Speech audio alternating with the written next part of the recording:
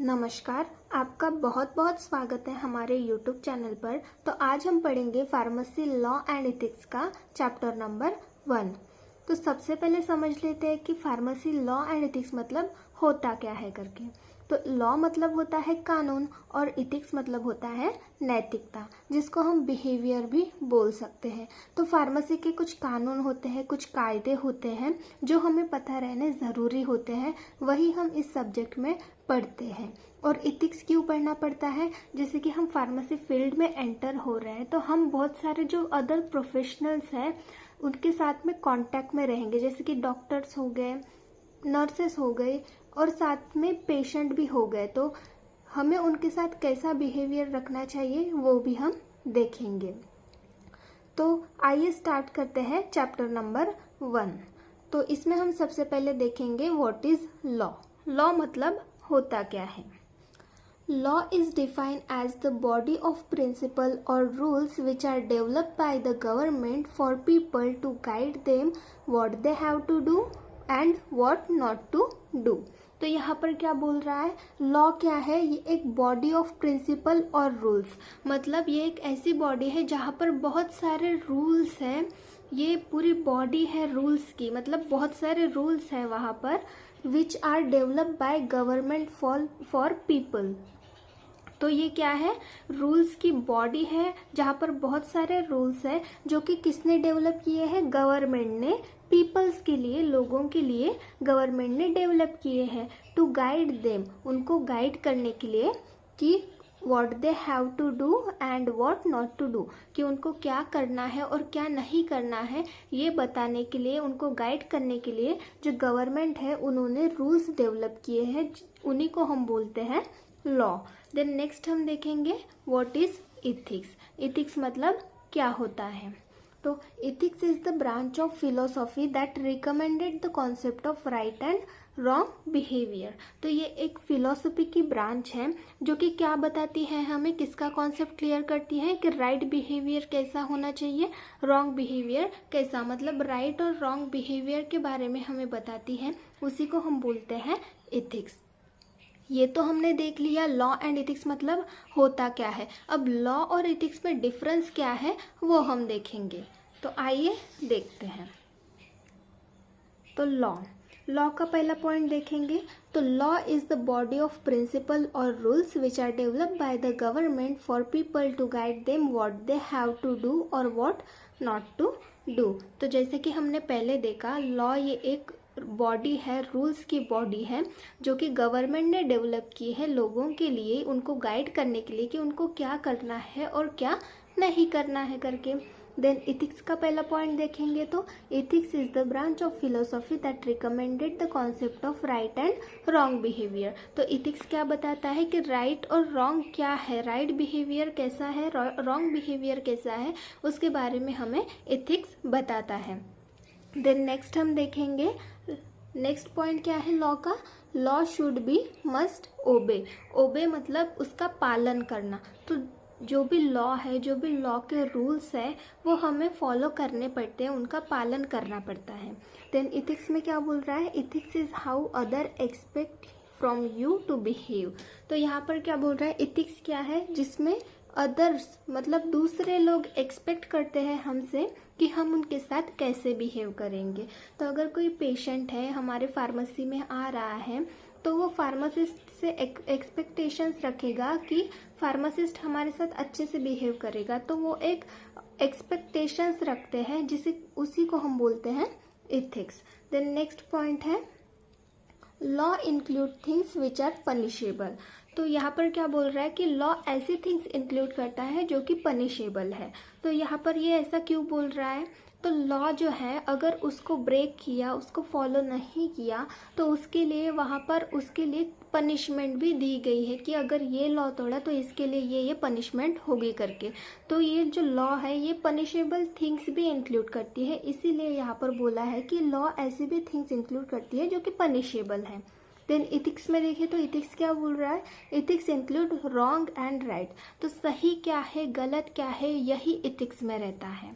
Then next point, law is written document. तो law क्या है, ये एक रिटन डॉक्यूमेंट है, लिखे हुए कागजात है। देन इथिक्स के बारे में देखें तो ethics also written document but not carry legal statement. तो इथिक्स भी लिखे हुए कागजात है पर ये कोई लीगल स्टेटमेंट कैरी नहीं करते। जैसे कि अगर मैंने इथिक्स को ब्रेक किया तो मेरे ऊपर कोई एक्शन नहीं होगी क्योंकि ये कोई लीगल स्टेटमेंट कैरी नहीं करते। Then next, if law is broken then violent may be subjected to punishment. तो यहाँ पर क्या बोल रहा है कि अगर लॉ को ब्रेक किया, तोड़ा, तो जो वायलेंट है, वायलेंट मतलब अपराधी, जिसने अपराध किया है, may be subjected to punishment, तो उसको पनिशमेंट होगी। अगर उसने लॉ को ब्रेक किया तो जो अपराधी है उसको पनिशमेंट मिलेगी। यही अगर हम इथिक्स में देखें तो if ethics is broken then the violent may not be subjected to punishment.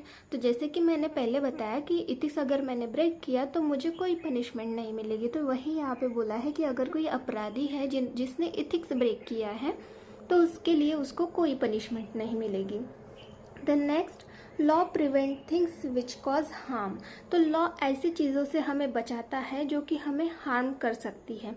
जैसे कि एग्जाम्पल में लीजिए कि कोई पर्सन है जो कि without any knowledge, without licence, without उसके पास कोई सर्टिफिकेट नहीं है, ऐसे में वो मेडिसिन बेच रहा है। अभी आप ही सोचिए कि उसके पास कोई नॉलेज नहीं है फिर भी वो मेडिसिन बेच रहा है, कोई भी मेडिसिन किसी को भी दे रहा है, तो उन जो भी लोग हैं उन्होंने उससे मेडिसिन ली है तो उनके जो हेल्थ पे है वो बुरा असर होगा, उन्हें हार्म होगा।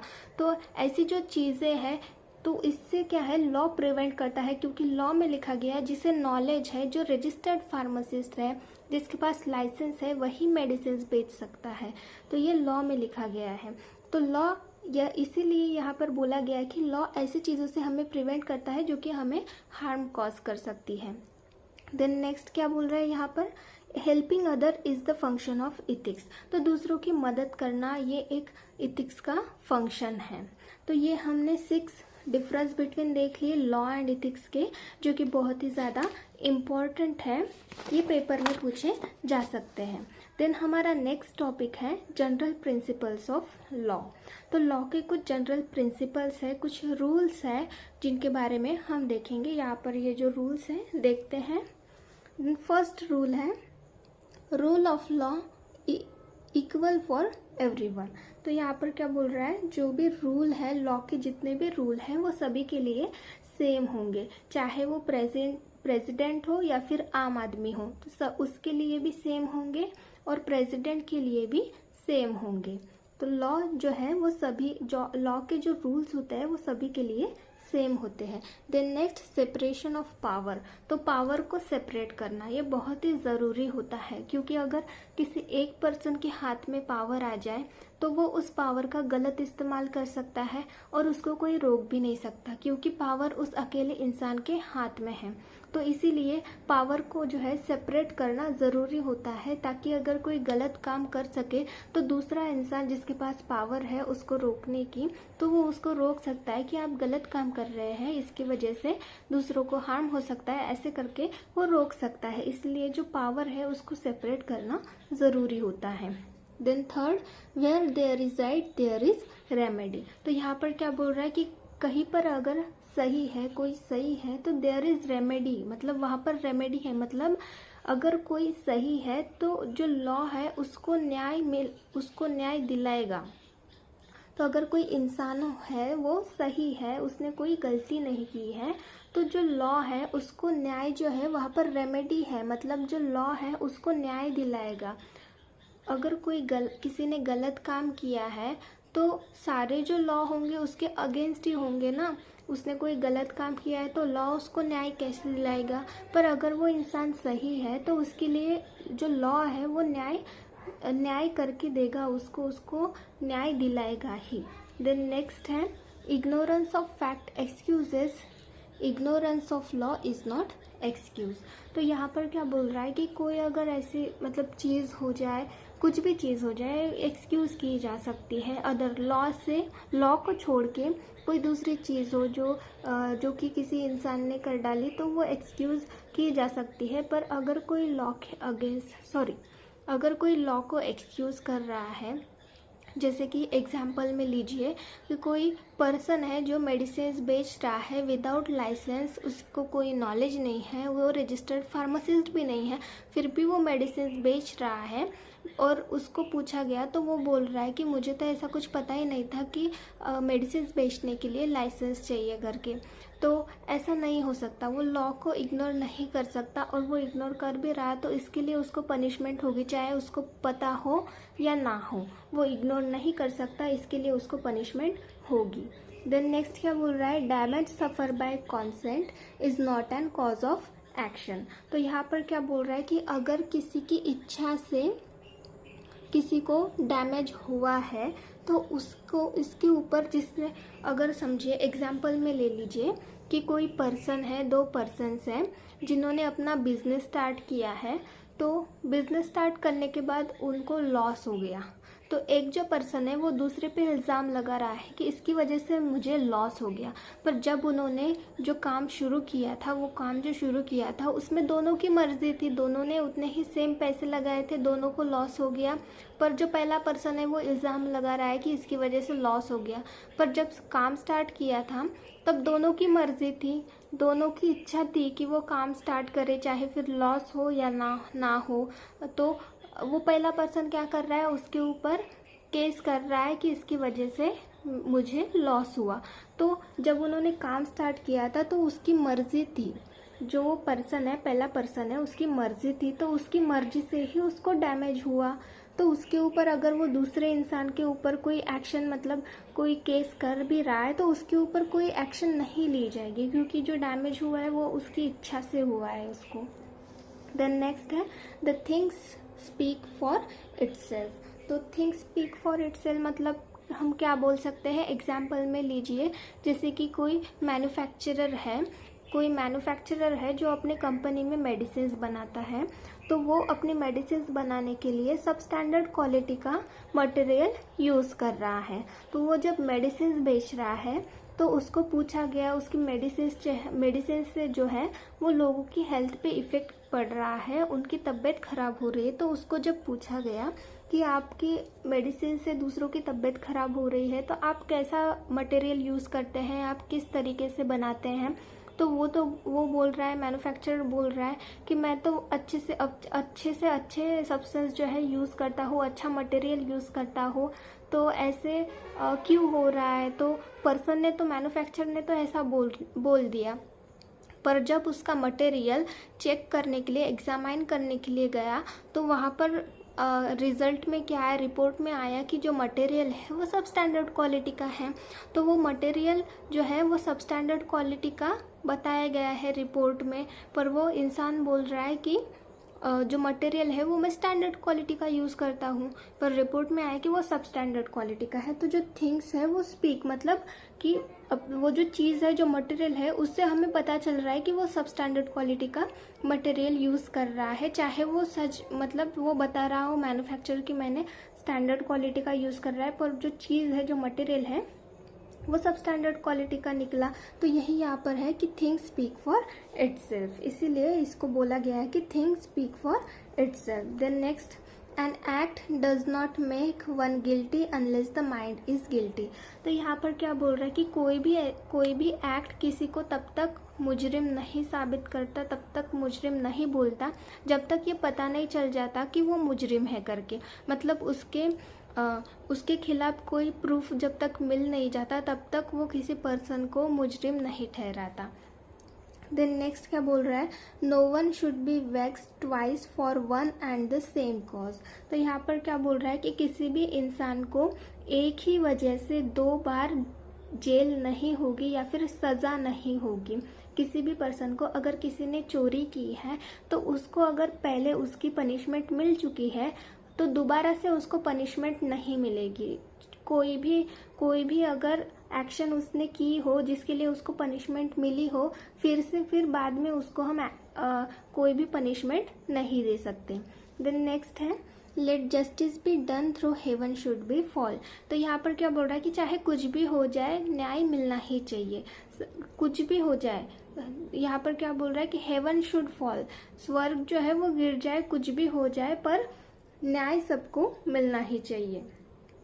देन ये तो हमने देख लिया 9 प्रिंसिपल्स लॉ के, जो रूल्स हमने बोले थे लॉ के वो हमने यहाँ पर देख लिए हैं। देन नेक्स्ट हमारा टॉपिक है history of pharmacy in India. तो हमारी फार्मेसी की हिस्ट्री क्या है हमारे इंडिया में वो हम देखेंगे। तो in the early part of the 20th century there were no control on drug as well as the profession of pharmacy। तो जब जो 20th सेंचुरी का पहले का भाग अगर हम देखेंगे तो उस टाइम पे ड्रग्स के ऊपर कोई कंट्रोल नहीं था और फार्मेसी प्रोफेशन के ऊपर भी कोई कंट्रोल नहीं था। वहाँ पर किसी के पास लाइसेंस नहीं होता था, ना ही कोई रजिस्टर्ड फार्मासिस्ट होता था। कोई भी मेडिसिन बेचते थे, कोई भी मेडिसिन किसी से भी खरीद लेते थे, तो कोई रेस्ट्रिक्शन नहीं थे किसी भी मेडिसिन के ऊपर। Then in 1927 a resolution was passed by the government to take immediate step to control improper use of drug and to legislate for the standardization of the preparation and sale of drug। तो यहाँ पर क्या बोल रहा है कि 1927 में जो रिजोल्यूशन है वो गवर्नमेंट ने पास किया, किस लिए कि इमीडिएट स्टेप ली जाए किसके लिए, to control improper use of drug. जो भी ड्रग का इम्प्रॉपर यूज़ हो रहा है उसको रोकने के लिए, उसको कंट्रोल करने के लिए इमीडिएट स्टेप ली जाए। And to legislate for the standardisation of preparation and sale of drug. तो अगर कोई मेडिसिन बना रहा है, कुछ अगर सेल कर रहा है तो उसके लिए कुछ कानून लगाए जाए, कुछ रूल्स लगाए जाए। लेगिस्लेट मतलब कानून होता है, तो उसके लिए कुछ रूल लगाए जाए, मेडिसिन को बनाने के लिए या फिर बेचने के लिए जो है रूल्स लगाए जाए। तो ये रिजोल्यूशन क्यों पास किया गया था, क्योंकि जब वो 20th सेंचुरी में जैसे कि हमने देखा था कि वहाँ पर ड्रग्स के ऊपर कोई कंट्रोल नहीं था, तो कोई भी जो पर्सन है वो मेडिसिन बेचता था पैसे कमाने के लिए, किसी को भी कोई भी मेडिसिन बेचता था। तो ऐसे में क्या होता है, जो पर्सन थे उनकी तबीयत जो है और ज़्यादा ख़राब होती थी। तो जब गवर्नमेंट को पता चला कि कोई भी इंसान मेडिसिन बेच रहा है, तो इसीलिए ये जो इम्प्रॉपर यूज़ हो रहा था ड्रग का, इसको रोकने के लिए, इसको कंट्रोल करने के लिए एक रिजोल्यूशन गवर्नमेंट ने पास किया। देन नेक्स्ट क्या बोल रहा है, the government of India appointed a committee known as drug inquiry committee to achieve the resolution. तो यहाँ पर क्या बोल रहा है कि जो गवर्नमेंट है इंडिया की, उन्होंने एक कमेटी बनाई, एक कमेटी अपॉइंट की, उसको हम ड्रग इंक्वायरी कमेटी बोलते हैं, जो ये रिजोल्यूशन अचीव करे, इसको देखे। ये रिजोल्यूशन जो भी गवर्नमेंट ने पास किया है उसको देखने के लिए ये ड्रग इंक्वायरी कमेटी बनाई गई। Then next, Government of India on 11th August 1930 appoint a committee under the chairmanship of late Colonel Aryan Chopra to see into the problems of pharmacy in India। तो यहाँ पर क्या बोल रहा है कि जो गवर्नमेंट थी इंडिया की, उन्होंने 11 अगस्त 1930, ये डेट आप याद रखिएगा क्योंकि ये MCQ में पूछे जा सकते हैं। तो इस डेट पे जो है ये जो ड्रग इंक्वायरी कमेटी है ये अपॉइंट की गई, किसके अंडर की गई, लेट कर्नल आर्यन चोपड़ा, इनके अंडर जो है ये कमेटी अपॉइंट की गई to see into the problems of pharmacy in India. तो हमारे इंडिया में फार्मेसी के क्या प्रॉब्लम्स चल रहे हैं उसको देखने के लिए इनके अंडर ये कमेटी बनाई गई। दिस कमेटी पब्लिश रिपोर्ट इन 1931। तो इस कमेटी ने अपनी सबसे पहली जो रिपोर्ट है वो 1931 में ही पब्लिश कर दी। तो ये 1930 में बनाई गई और उसके एक साल बाद ही इसने 1931 में ही अपनी जो रिपोर्ट है वो पब्लिश कर दी। Then next, it was reported that there were no recognized specialized profession of pharmacy। तो जो रिपोर्ट बनाई थी, ये जो ड्रग इंक्वायरी कमेटी है, इन्होंने जो रिपोर्ट बनाई थी वहाँ पर ऐसा बोला गया था कि हमारे जो इंडिया में कोई भी ऐसी स्पेशलाइज्ड प्रोफेशन नहीं है फार्मेसी की मतलब कि इसके लिए कोई एजुकेशन नहीं दे रहा, कोई भी मेडिसिन बेचता है ऐसा मतलब मेडिसिन बेचने के लिए किसी के पास लाइसेंस की ज़रूरत नहीं होती, रजिस्टर्ड फार्मासिस्ट होना ज़रूरी नहीं होता, ऐसा कोई भी पर्सन उठ के आता है और मेडिसिन बेचता है, ऐसी प्रैक्टिस हमारे इंडिया में पहले चल रही थी। तो यही रिपोर्ट में सामने आया था। तो जैसे ही ये रिपोर्ट बनी, तो just after the publication of report, जैसे ही ये रिपोर्ट जो है पब्लिश हुई, तो ये प्रोफेसर एमएल स्क्रॉफ जो है, ये प्रोफेसर थे, initiate pharmaceutical education at the university level in Banaras Hindu university. तो ये जो एमएल स्क्रॉफ थे, प्रोफेसर थे एमएल स्क्रॉफ, तो इन्होंने क्या किया, इनकी जो यूनिवर्सिटी थी बनारस हिंदू यूनिवर्सिटी, इसमें जो फार्मेसी का एजुकेशन है, फार्मास्यूटिकल एजुकेशन मतलब मेडिसिन का जो एजुकेशन है, वो इन्होंने स्टार्ट किया। क्योंकि हमारे इंडिया में तब कोई भी ऐसी फार्मेसी के एजुकेशन या फिर फार्मेसी का प्रोफेशन के लिए कुछ भी ऐसा स्पेशलाइज्ड यूनिवर्सिटी या फिर कुछ भी नहीं था, वहाँ पर कोई रेस्ट्रिक्शन नहीं थी, कोई कंट्रोल नहीं था।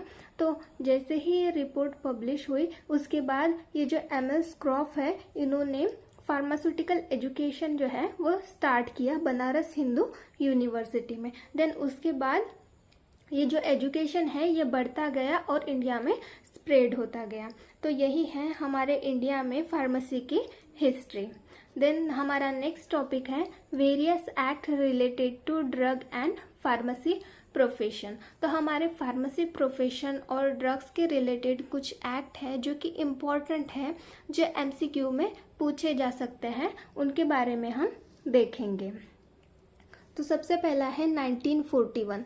तो 1941 में क्या हुआ था, drug technical advisory board was established. तो ये जो ड्रग टेक्निकल एडवाइजरी बोर्ड, जिसको हम शॉर्ट में DTAP भी बोलते हैं, तो ये जो है ये एक टाइप का हम बोल सकते हैं एडमिनिस्ट्रेटिव बॉडी है, या फिर हम बोल सकते हैं एक कमेटी है, ये बनाई गई थी। देन नेक्स्ट है 1948, फार्मेसी एक्ट 1948 वाज पब्लिश्ड। तो ये जो फार्मेसी एक्ट है ये बहुत ही ज़्यादा इम्पॉर्टेंट है, इसके ऊपर पूरा चैप्टर है जो हमें पढ़ना है। ये 1948 में पब्लिश हुआ था। In 1948 Indian pharmacopoeial committee was constituted under the chairmanship of BN Ghosh. तो उसी साल 1948 में ही जो इंडियन फार्माकोपोइयल कमेटी, ये एक कमेटी है, ये बनाई गई, किसके अंडर बनाई गई, चेयरमैनशिप ऑफ BN घोष के अंडर। देन नेक्स्ट है 1949 में pharmacy council of India was establish. जो हमारे PCI है, जिसको हम शॉर्ट में PCI बोलते हैं, फिर फार्मेसी काउंसिल ऑफ इंडिया जो है ये बनाई गई, ये इस्टेब्लिश की गई। देन 1901 में Bengal chemical pharmaceutical works was establish by Acharya PC Roy. तो ये जो आचार्य PC रॉय है, इन्होंने बंगाल केमिकल फार्मास्यूटिकल वर्क्स, ये एक फैक्ट्री थी जिसमें मेडिसिन बनाए जाते थे, ये इसका इस्टेब्लिशमेंट किया। कब, 1901 में। Then next in 1903 a small factory at Parel was establish by professor TK Gujjar. तो इन्होंने, ये जो TK गुज्जर थे, इन्होंने भी एक स्मॉल फैक्ट्री ओपन की पैरेल में, कब, 1903 में। Then next in 1907 Alembic chemical works Baroda was establish by professor TK Gujjar and BD Amin. तो ये जो TK गुज्जर है और BD आमीन है, इन्होंने एक अनदर फैक्ट्री जो है वो ओपन की, जिसको हम बोलते हैं एलेम्बिक केमिकल वर्क्स, जो कि बड़ौदा में थी। वो कब ओपन की, कब इस्टेब्लिश की, 1907 में। Then in 1954 education regulation was come in force. तो इन 1954 ये इम्पॉर्टेंट है, जो एजुकेशन रेगुलेशन है, जो भी रूल्स हम बोलते हैं हमारे एजुकेशन के, मतलब हमारे फार्मेसी का एजुकेशन कैसा होगा, उसका टाइम पीरियड क्या होगा, सब्जेक्ट्स क्या होंगे, ये सब एजुकेशन रेगुलेशन में इंक्लूड है, ये हमें आगे पढ़ना है। तो ये 1954 में आया था। देन नेक्स्ट है in 1954 drug and magic remedies act 1954 was passed. तो उसी साल ये drug and magic remedies act जो है ये पास हुआ था। देन नेक्स्ट है in 1985 narcotic drug and psychotropic substance act was pass. तो ये एनडीपीएस एक्ट जो है ये 1985 में पास हुआ था। तो यहाँ पर ये हमने वेरियस एक्ट देखे फार्मेसी प्रोफेशन के रिलेटेड और ड्रग्स के रिलेटेड। तो यहाँ पर हमारा ये चैप्टर ख़त्म होता है। तो अगर आपको हमारी ये कोशिश अच्छी लग रही हो तो प्लीज़ हमारे चैनल को लाइक करें, शेयर करें और सब्सक्राइब करें। अगर आपको इस चैप्टर का पूरा पीडीएफ चाहिए होगा तो डिस्क्रिप्शन में लिंक दी गई है, आप वहाँ से ले सकते हैं। Thank you.